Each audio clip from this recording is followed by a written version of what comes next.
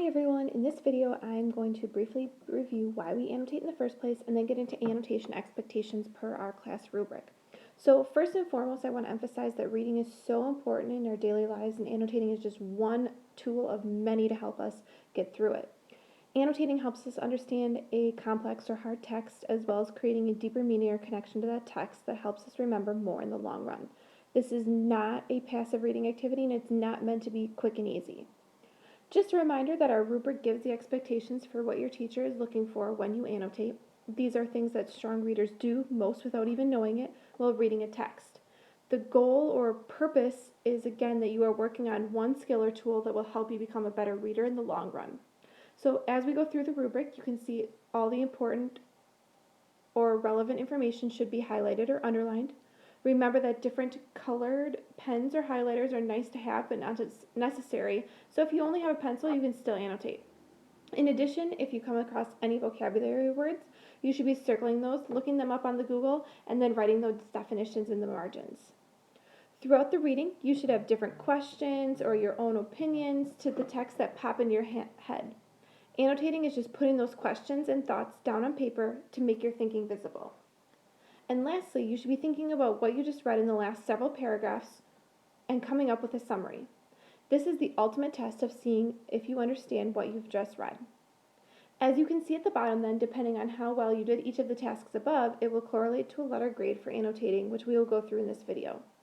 So I have 3 different examples set out for you, all at different levels. I'm mainly going to focus on example A as that's my best work, but I also want to walk you through example B and C and discuss how I could make those better.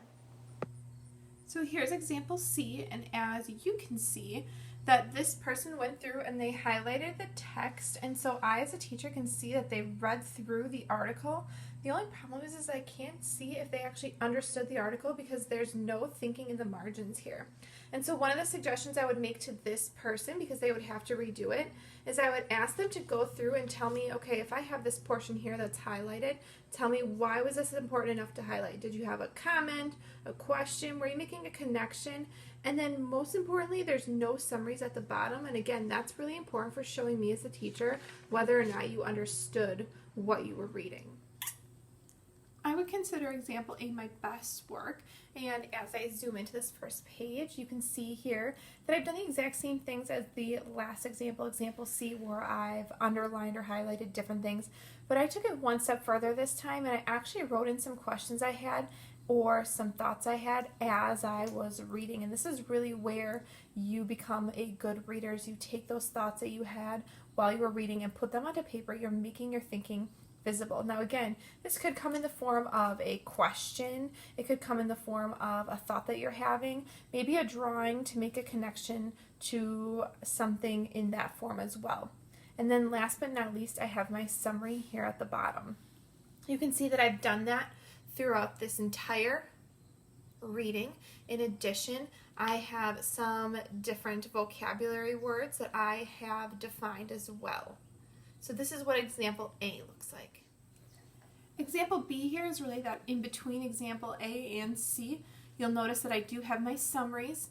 I have some vocabulary words that are highlighted as well as some thoughts written on paper. But if I zoom in here to that first page, you can see that this person again had some important ideas underlined. But wow, that's crazy. Yeah, that might be crazy, but I as a teacher really want to know why that's crazy. What is your thinking here to why that is?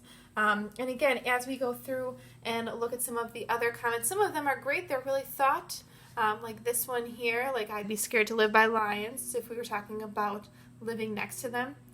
We have some really great questions here. But then again, going back to something like here at the bottom where it says, I agree, I really want to know why do you agree, making that thinking visible again on paper. So lastly, I just want to emphasize that annotating is just one of many tools that you can use, whether you are looking to make a deeper connection to a text or have questions about a harder text and trying to work through it. Making your thinking visible is that way that teacher then can help you get to the next level. If you have any other questions, feel free to check in with your teacher. Bye.